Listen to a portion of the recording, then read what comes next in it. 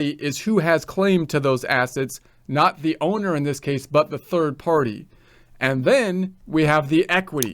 Why is the equity on the same side as the liabilities? Because I like equity. Equity is us. Equity is the owners.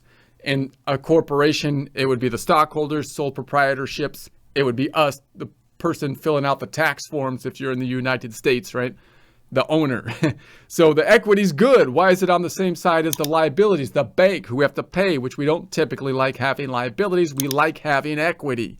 So the equity, however, from the standpoint of the company, of the actual business, is basically the same as liabilities. It represents claims to the assets of the company. So it's two sides of the same coin. That's what the accounting equation is. This is what the company has, assets. The company has claims to those assets by either third-party liabilities or the equity, which is us, the owner. That's why this equation works great for data input and converts into, in essence, the basis of the debit and credit system.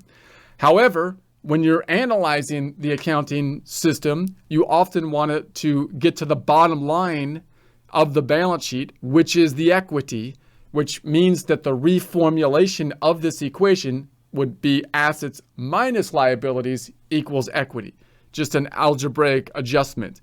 And that's what often we look at it from the perspective of a finance perspective, because equity becomes, in essence, the net assets, the value, in essence, of the company, at least from a bookkeeping standpoint.